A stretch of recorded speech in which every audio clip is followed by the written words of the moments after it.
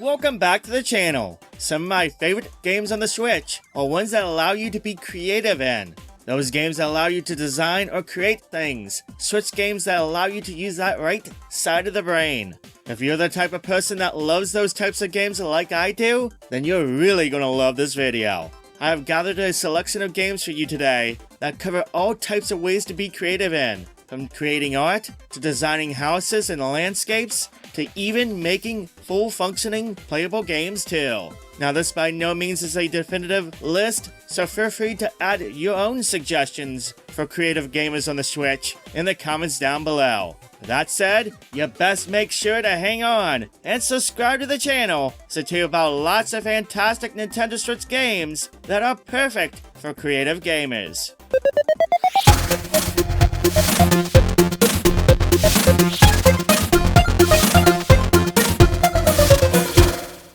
Now, what types of games do you think of when you first think of a game to be creative in? When I think of creative games, my mind immediately goes to those strategy simulation builder games. And when I think of those strategy simulation builder games on the Switch, well, my fave would be Jurassic World Evolution. This game allows you to create massive parks with many different types of buildings and facilities filled with loads of dinosaurs born by you. Let's face it, it's the game as a child we always wanted. I mean, who doesn't love dinosaurs? There's the main campaign and the included DLC campaigns where you need to build and maintain your parks while facing loads of challenges. Do good and you'll unlock them for play in sandbox mode. We can really take your imagination to the limit. It's a really good game and one that will provide you hours of entertainment. Want a more traditional park builder? Then make sure to check out RollerCoaster Tycoon 3 Complete Edition. Again, loads of ways to build your parks,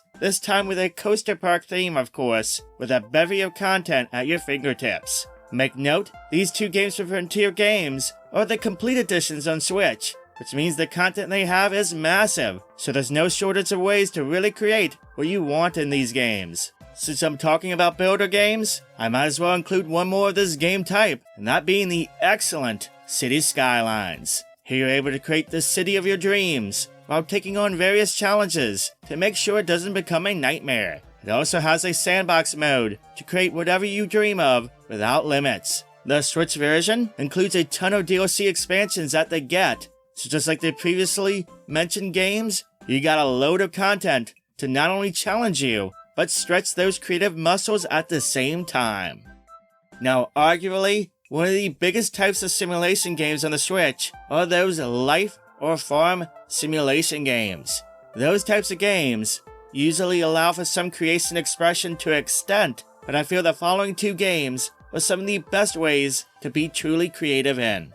Now, there's always been ways to be creative in the Animal Crossing series, but New Horizons takes it to new heights. Not only can you design your house with loads of furniture you obtain, you can fully design the island you live on, and even sculpt most of the land to your heart's desire. In addition, there's other ways to create designs and use them on clothes, walls, floors, and even decorating items. Then, there's the massive crafting system in-game that allows you to create and customize items, and even cook food.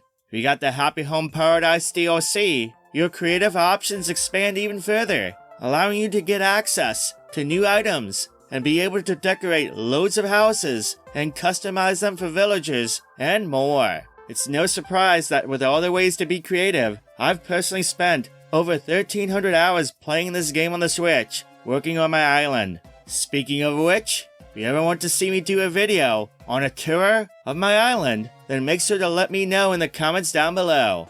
I'm not gonna lie, I am quite proud of it. Moving on though, for farming game fans, Stardew Valley is the benchmark.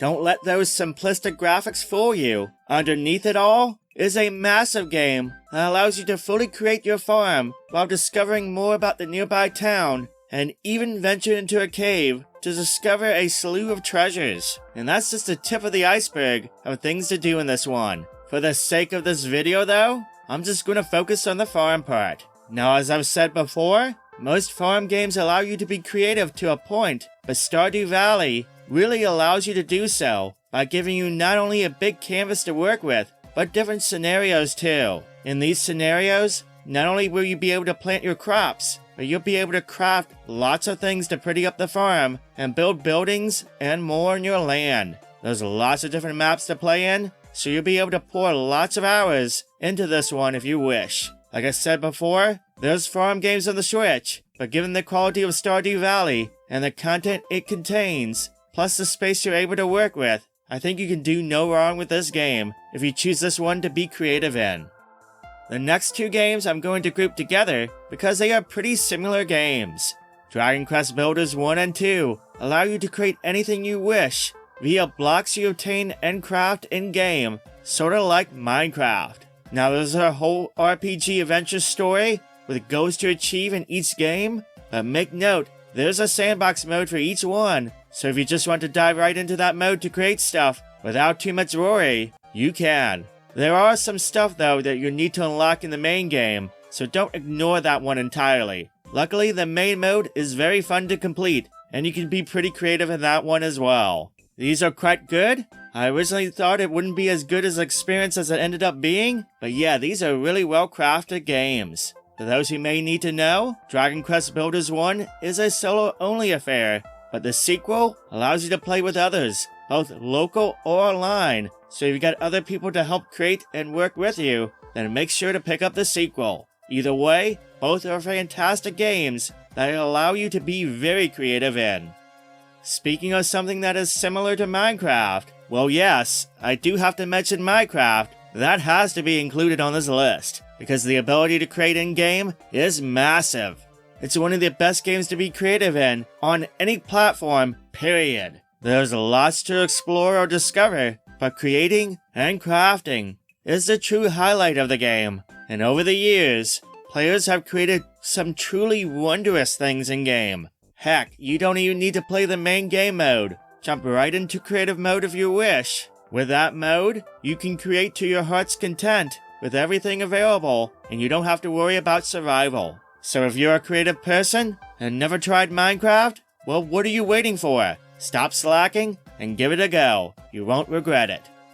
If you're going to be creative, well, why not do so by creating some wonderful drawings, paintings, and other such artwork on your Switch. Colors Live is a bit of a spiritual successor to Nintendo's Art Academy series. Here you're able to create art in various different art styles and share it with others. There's a lot of different art styles and tools to work with in Colors Live. If you do buy the physical of this one, it does come with a pressure sensitive stylus, so you can get that extra precision in order to create your masterpiece. Also, there's a demo of this on the eShop if you want to give it a go before you make the plunge.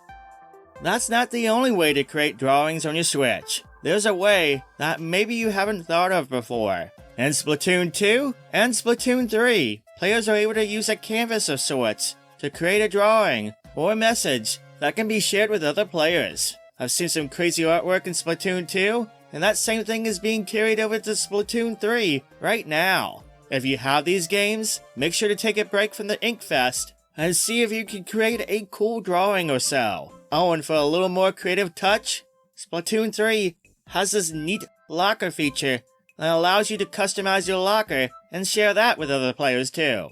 Even though these are small features, it is really interesting to see what people create with these. Now, the final set of games I'm going to talk about today allow you not only to be creative, but also allow you to play with what you create, and some even allow you to share your creations for others to play as well. Mario Kart Home Circuit is a game that allows you to do something that no other game has before. You can create race tracks for a real Mario or Luigi themed RC kart to play in, that with the car's built-in camera, it'll turn whatever track you make into a video game form. When you first start playing, it'll guide you through setting up the track, as well as showing you how the game converts your real-world track into a video game form. It is really neat stuff, and there's nothing else like it out there. The creative aspect comes in when you realize how far you can push and create these tracks. I've seen people incorporate lots of different objects, big and small, lots of gimmicks, as well as creating layers in different heights, and they just end up with some crazy tracks built. Definitely check this game out if you're looking for something to create that you could do nowhere else on any other platform. Game Builder Garage allows you to actually create playable mini-games for others to play. Now this one is a bit of a stretch to call it a game. It is more of an application, but hey, there's no denying how cool it is to have something like this on the Switch. Lots of people have been able to create lots of fun stuff with Game Builder Garage, from puzzle games, to racing games, to even FPS games. It's crazy what people have made with this. You can upload your own creations for others to discover, and for myself, who really isn't that great at creating games, it's nice to be able to experience all these neat ideas that people have done. It's a pretty unique experience to have on the Switch, and luckily, it's cheap to get too, very often ending up on sale for around 20 bucks. Now, I'm not great at creating full games or mini-games, but I do like to create levels, and the last two games do allow me to do just that. Link's Awakening, the remake on the Switch, has a really neat feature that you can unlock during play. At a certain point, you'll be able to unlock the Dungeon Maker that allows you to create 2D playable dungeons. Now, it isn't the most complex builder. It does reuse a lot of the sections and levels from the main game, but it's still neat to be able to do such a thing on the Switch. Every time you create your dungeon, you'll need to complete it too, and once you do that, you can save it to replay later. You can share your dungeons locally if you have the Link's Awakening amiibo by downloading your dungeon to it and scanning it on another Switch. Again, not the most complex builder on the Switch, but it's still a fun one, and one that's easy for people to get into, especially for those who may be a bit intimidated by level design. That said, if you really want to create levels, there's no better way to do it on the Switch than via Mario Maker 2. There's a massive amount of ways to create Super Mario themed levels using themes and items from a ton of different Super Mario games in the franchise. There's even some exclusive stuff you don't see in regular games. It has a really robust builder that makes it easy to understand and build levels without too much fuss. Now, don't just stop at levels with this one. You can even create a thing called a super world, where they are whole maps that have interconnecting levels that allow a player to practically play a full game in. It's fantastic.